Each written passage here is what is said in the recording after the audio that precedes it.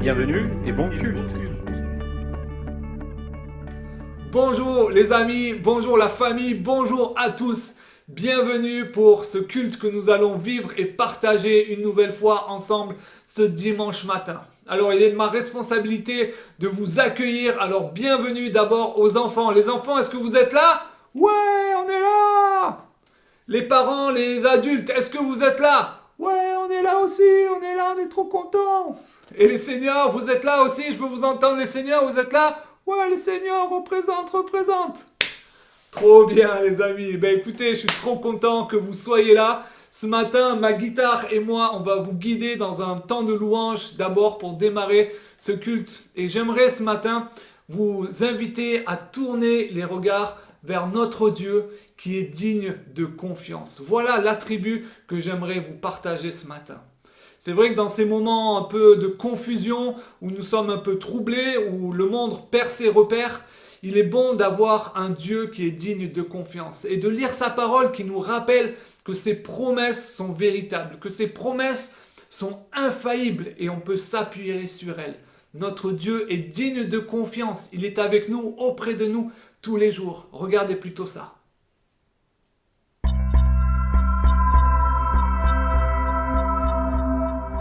Notre monde a changé.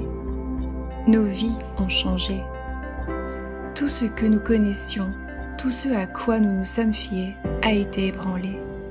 Notre emploi, notre éducation, notre économie, même les relations humaines simples. Rien n'est pareil. Nous n'avions jamais pensé qu'une telle chose pourrait arriver. Je n'avais moi-même jamais pensé que cela arriverait. Nous faisons confiance à ces choses-là, et lorsqu'elles nous sont retirées, que nous reste-t-il? Il nous reste la peur, la déception et l'incertitude. Mais cela peut être évité. Et si, au milieu de cette situation, nous pouvions trouver la paix, le repos et l'espoir? Et si, par le passé, nous avions seulement fait confiance aux mauvaises choses? Et s'il existait quelque chose de tellement solide, de fiable et d'immuable qui ne nous décevra jamais? En fait, cela existe, mais ce n'est pas quelque chose, c'est quelqu'un. Hébreux chapitre 13, verset 8 dit que Jésus-Christ est le même hier, aujourd'hui et pour toujours. Ésaïe chapitre 41 verset 10 dit « Ne crains rien, car je suis avec toi. Ne promène pas des regards inquiets, car je suis ton Dieu. Je te fortifie, je viens à ton secours. Je te soutiens de ma droite triomphante. » Voilà la promesse qu'il nous fait. Nos circonstances et notre milieu changent constamment. Mais notre Dieu ne change pas. Maintenant, vous pouvez prier simplement. Seigneur, je t'ouvre mon cœur. Je te reçois comme ma paix et mon repos. Merci de ne jamais changer. Je veux me fier à toi. Viens dans mon cœur et remplis-moi avec toi-même. Amen. À présent, vous pouvez faire confiance à Dieu. Il ne change pas et est digne de confiance. Les textes qui se sont affichés sur vos écrans et que vous avez pu lire sont des extraits de la parole de Dieu, que nous avons pu lire d'abord dans le livre d'Ésaïe, avec cette promesse qui nous rappelle que dans les temps d'inquiétude, notre Dieu est à nos côtés. Il est notre secours, notre soutien et il nous donne la paix. On a lu ensuite ce verset dans Hébreux qui nous rappelle que notre Dieu ne change pas. Il était le même avant, il est le même aujourd'hui et il sera le même demain. Notre Dieu est digne de confiance. C'est pourquoi j'aimerais vous inviter à chanter avec moi quelques chants qui expriment cela. Alors chez vous, je vous invite à vous lever, à taper des mains, à sortir vos instruments si vous l'avez. Si vous n'en avez pas, chantez avec vos plus belles voix. On va chanter ensemble.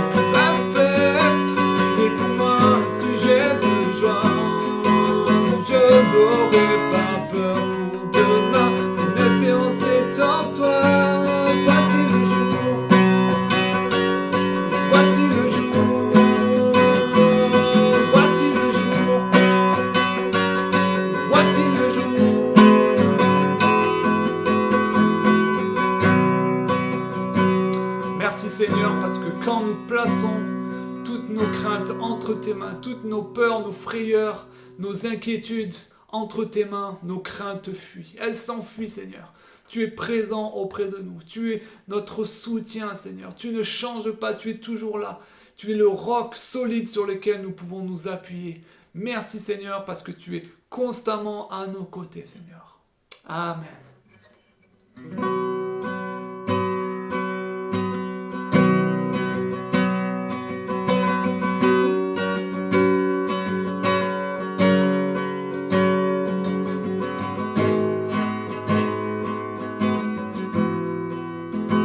Chantez avec moi ce chant que vous connaissez. Les paroles s'affichent. Si la lune me glace, le soleil me menace, créateur des étoiles, oh, mon secours est en toi. Si les larmes ruissellent,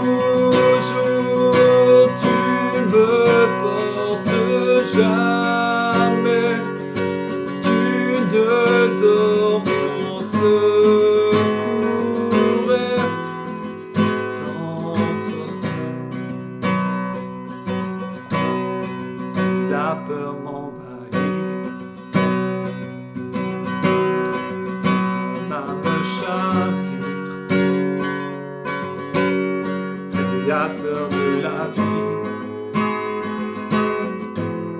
secours est en toi. Je lève les yeux vers les sommets, je lève les yeux vers les hauts sommets. Toi seul est mon Dieu, je proclamez avec moi.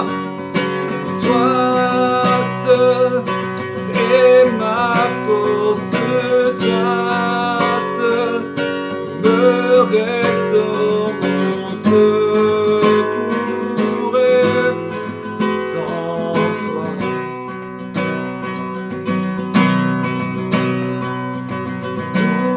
Toujours tu me portes jamais. Dors mon secours est en toi. Chantez encore avec moi. Toi seul est ma force, toi seul me restaure mon secours est en toi.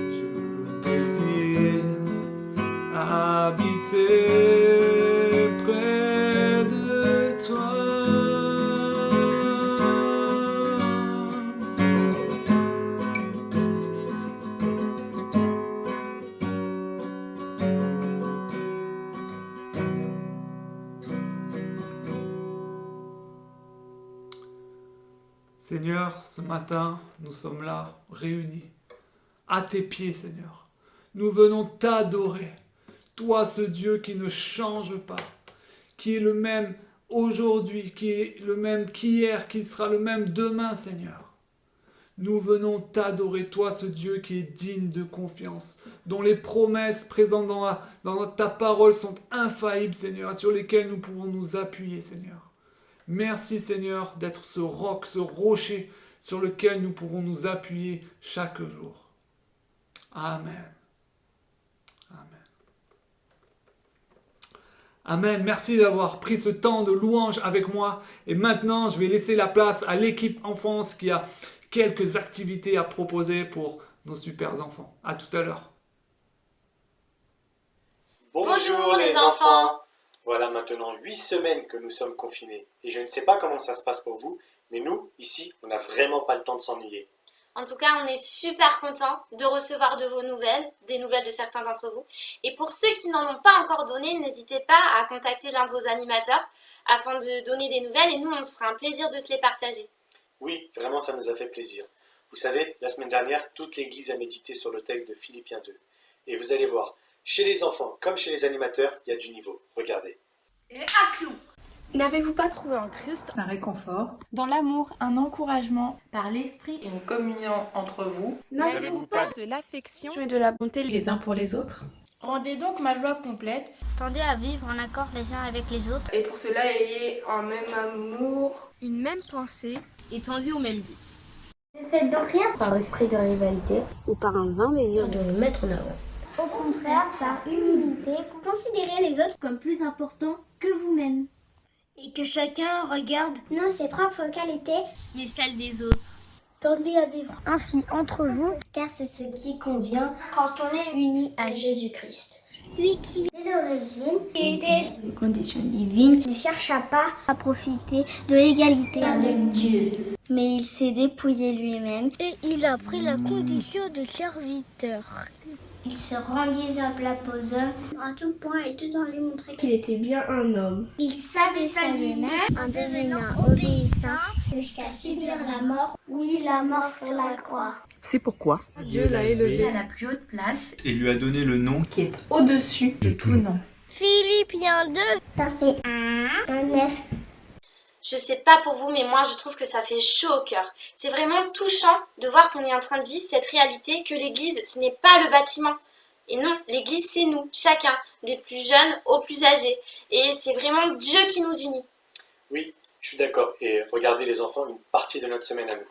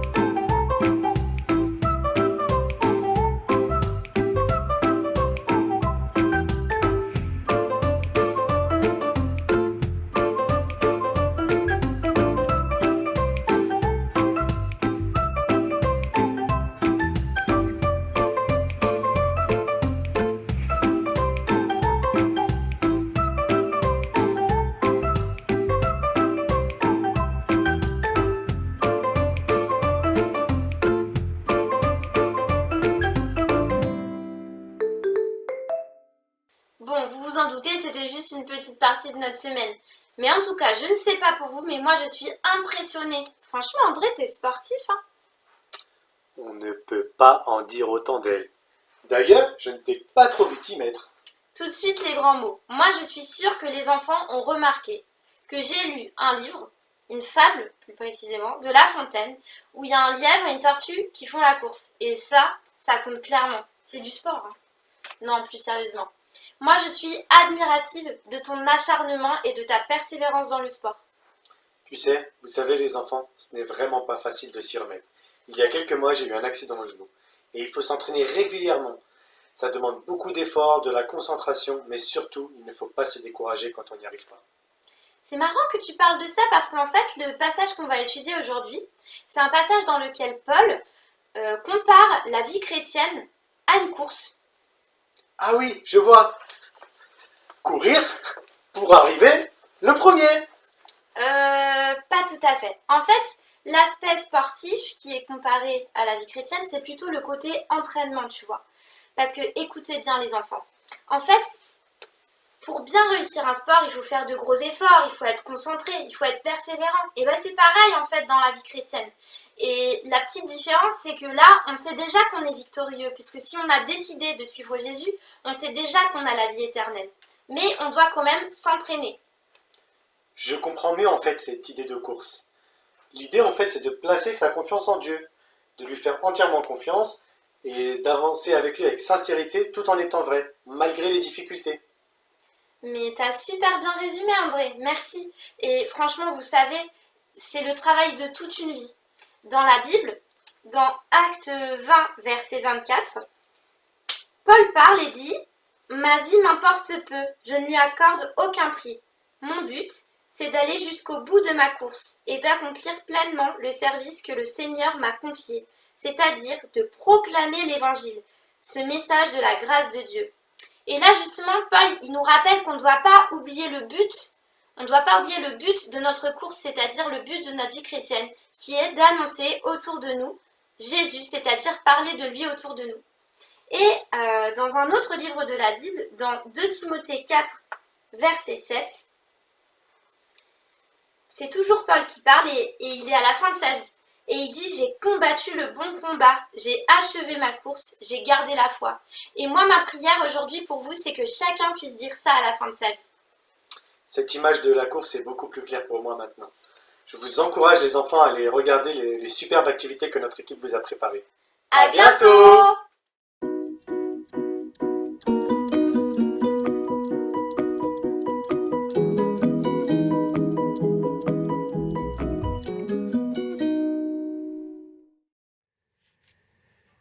Chers frères et sœurs, chers amis, bonjour. Très heureux d'être avec vous pour vivre ce culte et j'aimerais vous inviter à un voyage. Imaginez une seconde, nous sommes en Grèce, plus exactement au nord de la Grèce, en Macédoine, dans la ville de Philippe. Et là, nous venons d'avoir la visite de quelques chrétiens nommés Paul, Silas, Timothée qui pendant quelques jours, quelques semaines au plus, nous ont parlé de l'évangile de Jésus-Christ. Et plusieurs d'entre nous se sont tournés vers le Seigneur. Il y a Lydie, cette marchande et sa famille. Il y a le gardien de prison et toute sa famille aussi. Il y a quelques anciens esclaves qui se sont tournés et des hommes, des femmes plus âgés, des enfants qui sont eux aussi à leur tour devenus chrétiens. Et puis ce Paul a dû nous quitter. Après seulement quelques semaines, il doit déjà partir.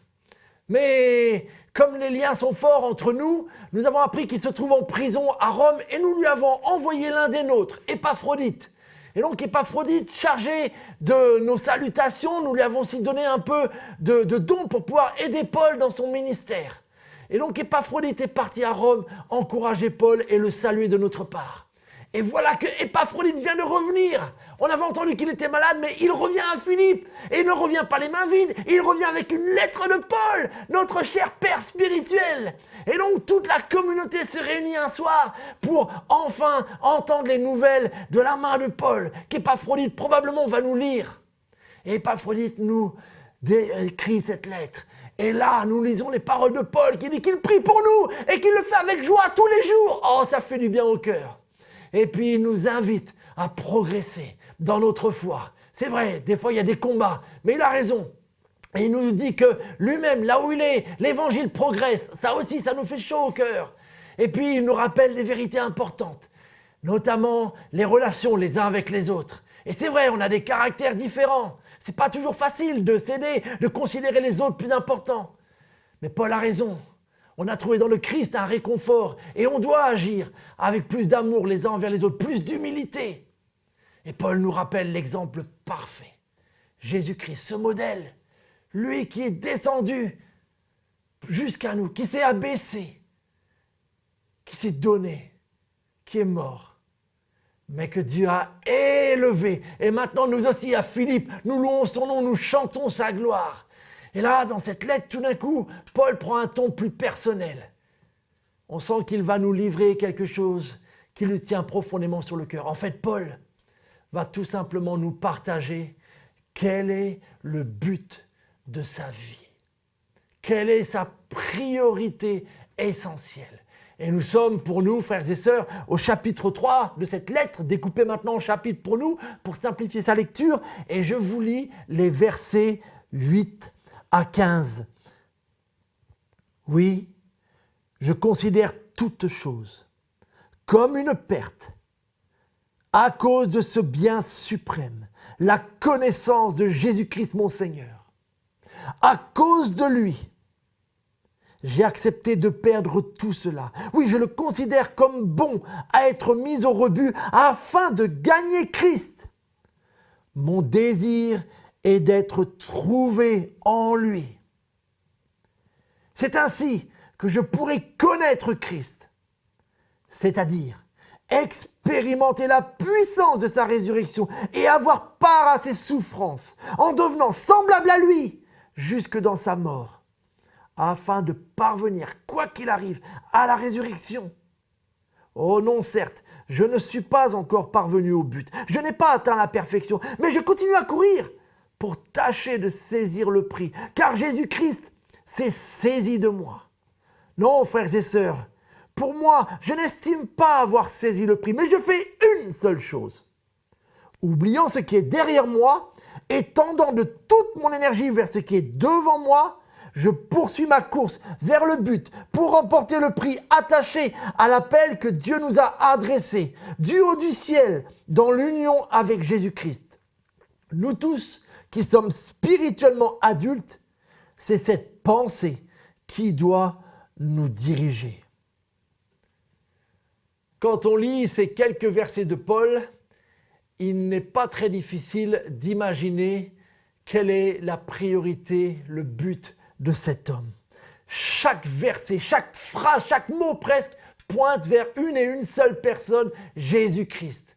Mon désir est d'être trouvé en lui. Mon bien suprême, c'est Jésus. Je désire gagner Christ. Je désire connaître Christ. Je désire être semblable à lui.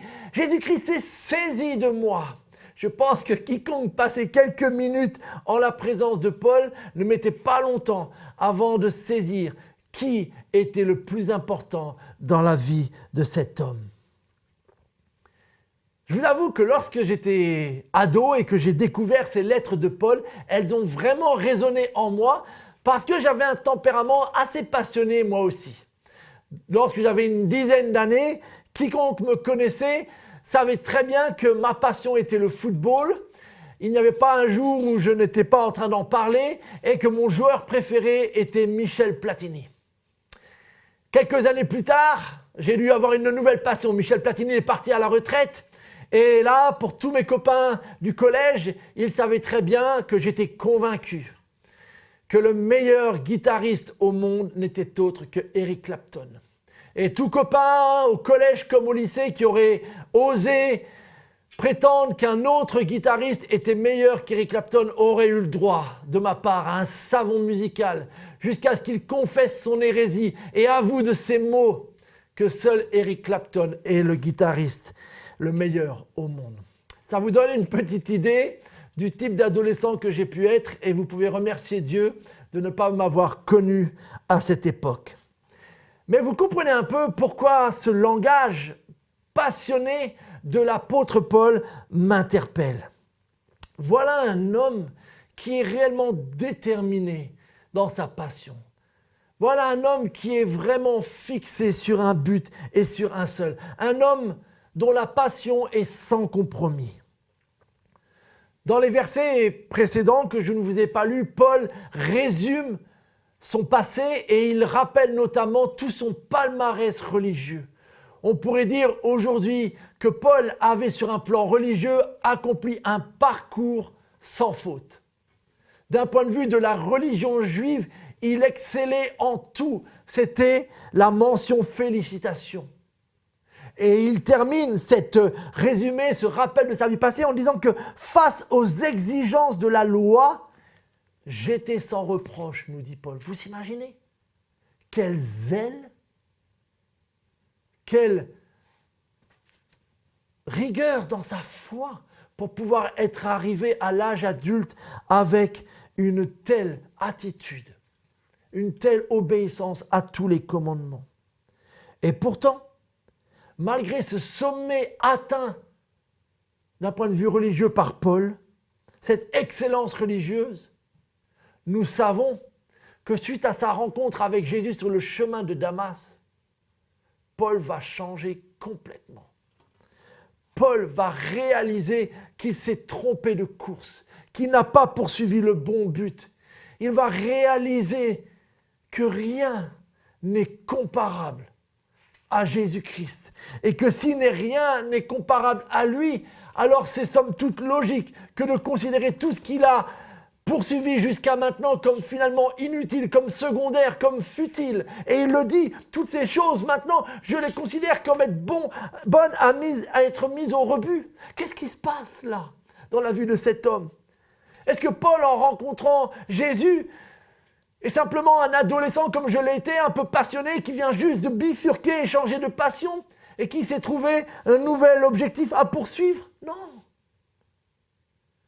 Paul vient de rencontrer, au travers de Jésus-Christ, ce Dieu merveilleux qu'il ne connaissait pas, ce Dieu riche en bonté, ce Dieu saint, ce Dieu aimant, ce Dieu qui le pardonne. Paul vient de goûter à cette rencontre avec son Créateur et son Sauveur. Non, Paul n'est pas un adolescent immature comme je l'étais. Je ne le crois pas. Regardez comme il termine sa réflexion au verset 15 que je vous ai lu. Nous tous qui sommes spirituellement adultes, c'est cette pensée qui doit nous diriger. Autrement dit, selon Paul, plus nous avançons dans notre vie chrétienne d'adulte, plus nous devrions réaliser la vanité de nos passions terrestres qui prennent tellement de place, la futilité bien souvent de ce que nous poursuivons avec énergie, avec zèle, en comparaison à ce but réel, authentique que Jésus-Christ devrait être dans nos vies. C'est lui qui devrait être ce but, cette relation avec lui, cette communion avec lui, cette union avec lui. La passion de Paul qui se dégage ici n'est pas celle d'un adolescent instable. C'est celle d'un chrétien adulte qui connaît réellement son Dieu, qui a goûté dans le pardon et la grâce de Jésus-Christ une réalité dont il désire encore plus. En fait, je pense que Paul, quelque part, a goûté ce que Jésus lui-même, rappelez-vous, avait promis à cette femme samaritaine au bord du puits, lorsque Jésus, au bord de ce puits, lui avait dit « Celui qui boira de cette eau, en indiquant le puits, aura de nouveau soif. Mais celui qui boira de l'eau que je lui donnerai n'aura plus jamais soif. Bien plus, l'eau que je lui donnerai deviendra en lui une source intarissable qui jaillira jusque dans la vie éternelle. » Maintenant, certains d'entre nous peut-être encore pourraient penser que ce type de passion, de priorité que Paul décrit ici, c'est bon pour lui. C'est bon pour les missionnaires. C'est bon pour les chrétiens les plus zélés, mais ce n'est pas pour les chrétiens ordinaires. On ne peut pas tous être passionnés comme Paul, diraient certains. Mais là aussi, je vous invite à relire verset 15. Nous tous qui sommes spirituellement adultes, c'est cette pensée qui doit nous diriger. La lettre que nous venons de lire, je veux les rappeler en introduction, n'est pas une lettre que Paul a écrite pour une convention missionnaire remplie d'une élite spirituelle prête à partir dans les pays les plus difficiles. Non, elle est adressée à une église locale, banale, composé d'hommes et de femmes ordinaires comme vous et moi, de tout âge, de toute condition sociale. Et pourtant, à toutes ces personnes, Paul les invite à suivre le même exemple que lui, à être dirigés par cette même pensée, à savoir tout faire pour gagner Christ. Mes chers amis, je vous avoue que cette lettre de Paul et ses paroles plus particulièrement me reprennent ces derniers temps. Quand je les lisais et les relisais, je n'ai pas pu m'empêcher de réaliser combien facilement je me laisse encombrer par toutes sortes d'autres objectifs. Combien facilement je poursuis des choses parfois pas mauvaises en soi, mais qui prennent tellement de place, quand parfois il ne s'agit pas carrément de choses en effet clairement malsaines. Combien je dilapide mon énergie, ma passion, en voulant poursuivre et courir tellement de courses en même temps. Je n'ai pas pu m'empêcher de me dire, lorsque mon entourage, mes proches, ma famille m'écoutent, est-ce qu'ils entendent la voix d'un homme dont Jésus-Christ est le bien suprême? Lorsque mon prochain, mon voisin, passe quelques minutes avec moi, a-t-il le sentiment d'être en présence d'un homme dont Jésus-Christ est la priorité, la passion? Je crains, mes amis, que pour beaucoup d'entre nous, et je m'inclus, nous ne courions pas la même course que Paul décrit ici. Paul parle ici que son but, le prix à saisir, c'est Jésus-Christ seul, et qu'il laisse volontairement tout ce qui l'empêche de courir cette course, de gagner Christ, d'être en lui, de mieux le connaître, de devenir semblable à lui. Son objectif, c'est Christ. Et par la grâce de Dieu qui l'a appelé, qui l'a saisi, c'est ce qu'il vise. Mais Christ est son but. Quelle est la course que nous courons, nous, bien souvent? Soyons honnêtes. Et je veux l'être avec vous. Je crois que plus souvent, le but de ma vie, c'est mon bonheur à moi. C'est mon confort. C'est mes priorités, mes objectifs, mon épanouissement personnel, la satisfaction de mes désirs. Et peu à peu, au lieu de courir cette course qui est là, décrite par Paul, en tant que chrétien, je prends tout ce qui m'est utile dans ce que Jésus dit pour m'aider à courir ma course. Après tout, je peux prendre un peu du pardon de Jésus, ça fait du bien pour mieux courir. Un peu de sa joie, un peu de sa paix quand il y a des soucis en ce moment. Cela fait du bien, mais mon but, ma course en fait, c'est mon bonheur, c'est que je me sente bien. Et Christ est un outil, certes un bel outil, mais finalement, la course que je cours, c'est celle que je me suis inventée moi-même. C'est une illusion de course chrétienne. Mais ce n'est certainement pas celle que je lis ici en Paul. Et ce renversement, il est subtil, mais il est grave. Car il m'amène à courir une course qui n'est qu'une caricature de la vraie course chrétienne. Nous devons réellement, je crois, mes amis, écouter ces versets de Paul, comme probablement les Philippiens ont dû les méditer. Et nous devons sans doute sonder notre cœur. Ai-je rencontré Christ et goûté à son amour, goûté à sa paix, à sa joie, au point tel que mon unique désir maintenant, c'est d'en vouloir plus? Ai-je expérimenté cela? Ne répondons pas trop vite à cette question. Mais au contraire, peut-être prenons les paroles du psaume 139 et demandons au Seigneur, sonde mon cœur, Seigneur. Vois si je suis sur une mauvaise voie. Éclaire-moi si je ne suis pas en train de courir la course dont il est question dans ta parole. Et je t'en prie, ramène-moi sur la bonne voie. Certains d'entre vous, vous m'avez déjà entendu raconter cette histoire de Rosie Ruiz. Une jeune femme qui a participé à plusieurs marathons, notamment celui de New York, qu'elle a remporté. Sauf que lorsqu'elle est arrivée et qu'elle était sur le podium au moment de la remise du prix du vainqueur, les juges de la course et les journalistes ont commencé à être intrigués par les jambes de Rosie Ruiz. Parce que de toute évidence, elle ne ressemblait pas aux jambes d'une femme qui vient de courir une quarantaine de kilomètres. Et en fait, ils ont découvert qu'elle avait triché. Elle avait bien pris le départ de la course. Seulement au bout de quelques kilomètres, elle avait réussi à s'éclipser. Puis elle avait patienté tranquillement dans une chambre d'hôtel qu'elle avait louée sur le parcours de la course.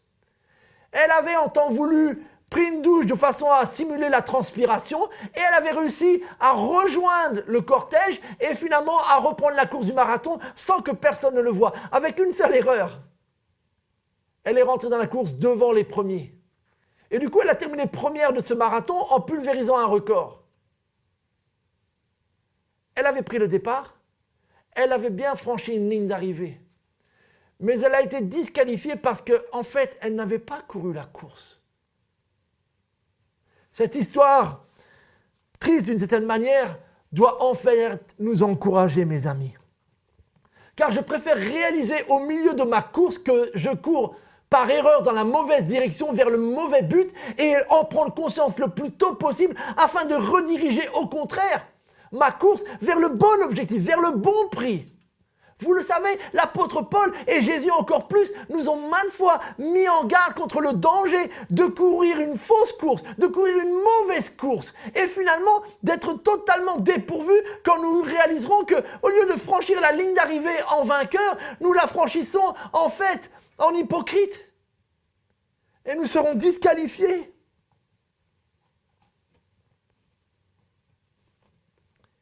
Mes chers amis, il y a une bonne nouvelle dans ce texte. Il y a une excellente nouvelle pour vous et moi. C'est que Paul, dans sa passion, n'en demeure pas moins humble et il le rappelle par le fait, et il le dit et le redit, il n'a pas encore terminé la course. Il n'a pas encore achevé sa course. Il n'a pas encore, et il le dit à plusieurs reprises, atteint la perfection. Non.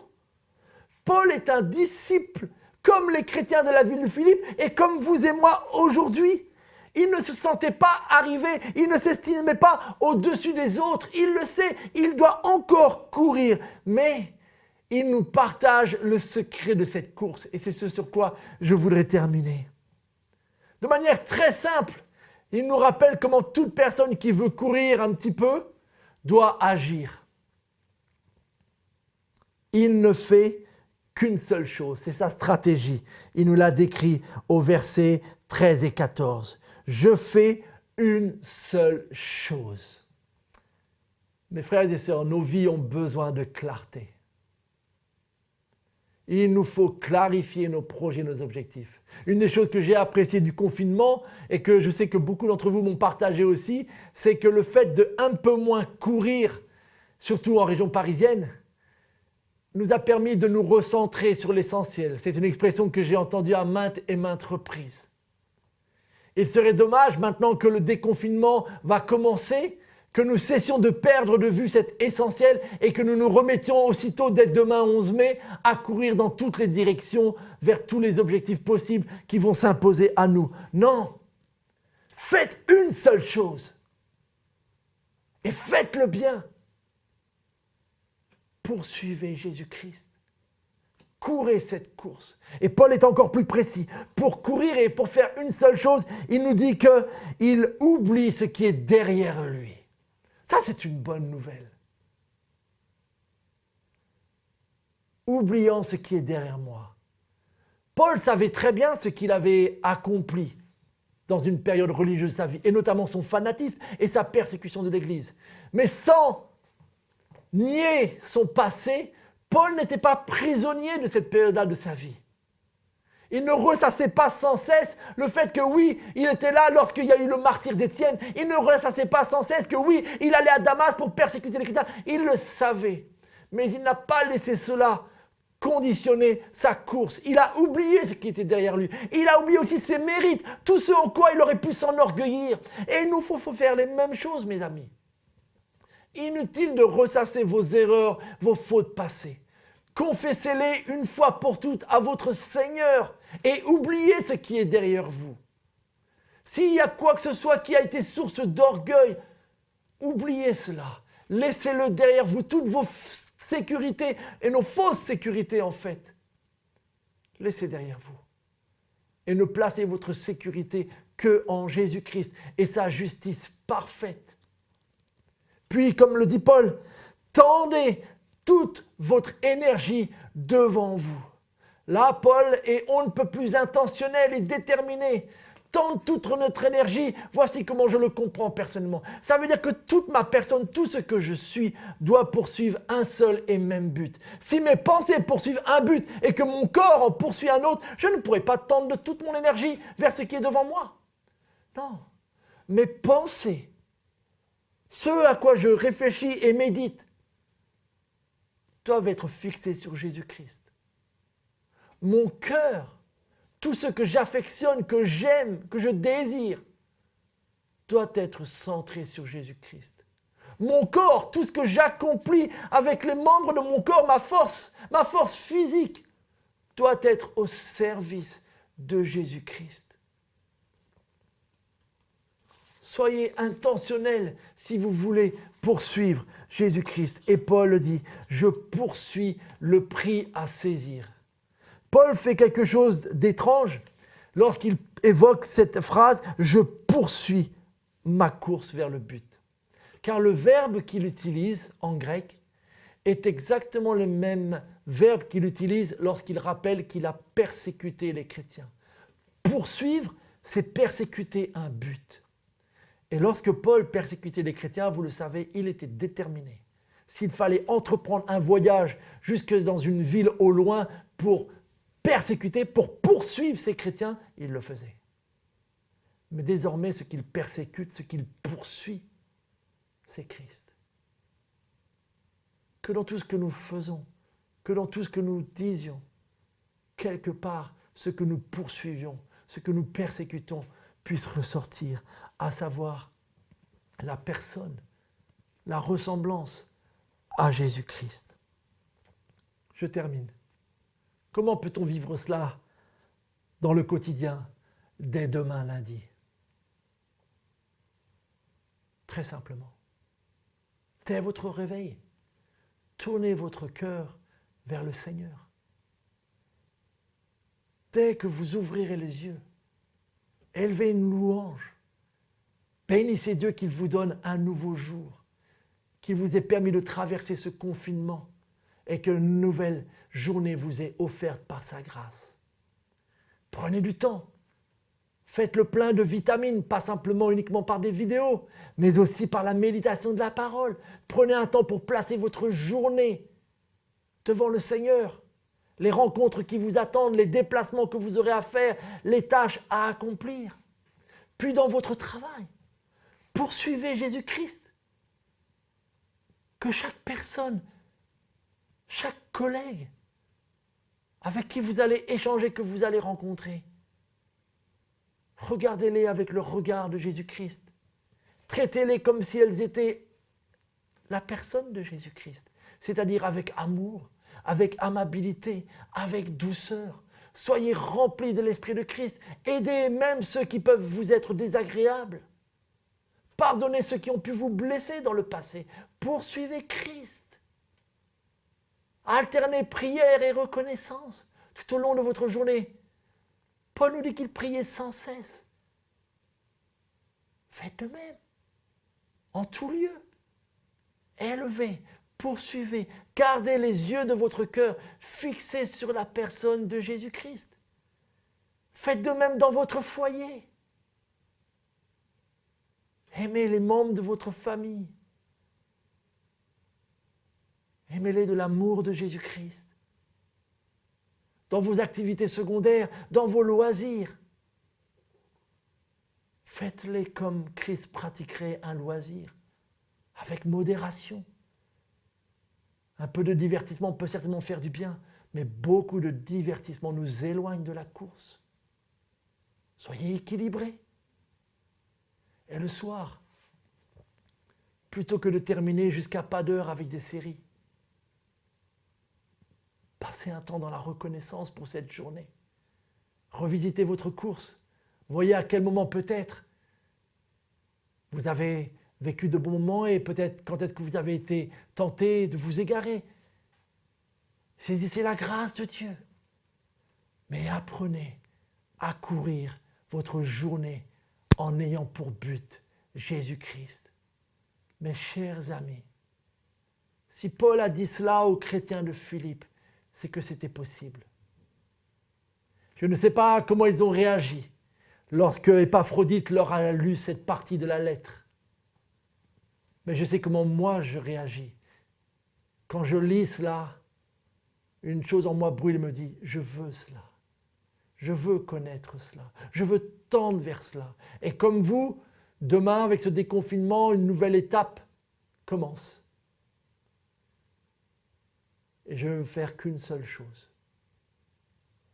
Gagner Christ en gardant devant moi ce but. Et je suis sûr que c'est ce que nous voulons tous.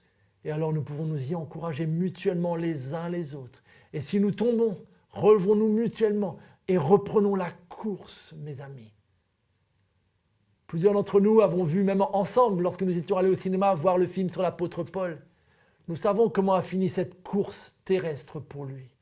Mais juste avant, nous savons que Paul avait dit « J'ai achevé ma course. J'ai combattu le bon combat. J'ai gardé la foi. » Oh, mes chers frères et sœurs, Paul a franchi la ligne d'arrivée en vainqueur, pas en tricheur. Et c'est ma prière pour chacun d'entre nous, que nous puissions franchir le jour où le Seigneur le décidera, cette ligne d'arrivée en réel vainqueur. Parce que la grâce de Christ nous aura portés jusqu'au bout. Et parce que nous aurons gardé les yeux fixés sur cette ligne d'arrivée, ce sera dans la joie, et une joie qui durera pour l'éternité, que nous franchirons cette ligne et verrons enfin notre Seigneur face à face. Tel est le prix, tel est le prix. Alors courons. Que le Seigneur vous bénisse. Amen. Merci Manu pour ce message et pour ces vérités qui nous encouragent. Et notre souhait pour vous qui regardez cette vidéo, ce n'est pas justement que ça reste une vidéo ou quelque chose de théorique, mais que vraiment ces vérités imprègnent votre cœur et changent votre vie en profondeur. Justement, j'aimerais vous inviter à chanter ce chant avec moi si vous le connaissez, qui demande à Dieu d'ouvrir les yeux de notre cœur, justement. Alors chantons ensemble ce chant.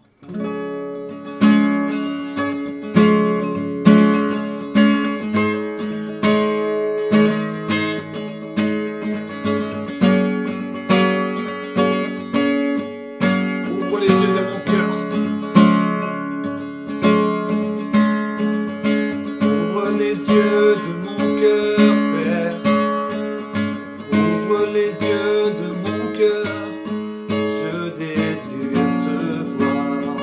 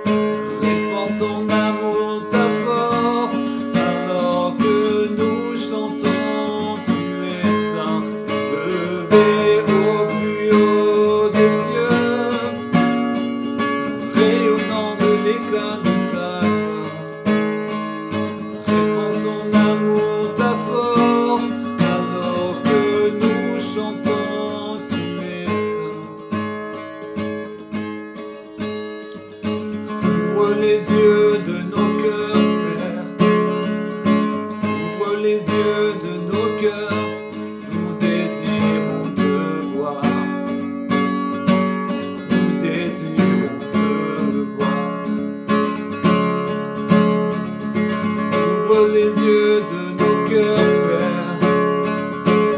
Ouvre les yeux de nos cœurs. Désirons te voir. Désirons te voir. Levé au plus haut des cieux, rayonnant de l'éclat de ta gloire. Répands ton amour, ta force, alors que nous chantons, tu es saint. Levé au plus haut des cieux, rayonnant de l'éclat de ta gloire. Répands ton amour, ta force, alors que nous chantons, tu es saint. Ouvre les yeux de nos cœurs, Père. Ouvre les yeux de nos cœurs. Nous désirons te voir. Nous désirons te voir.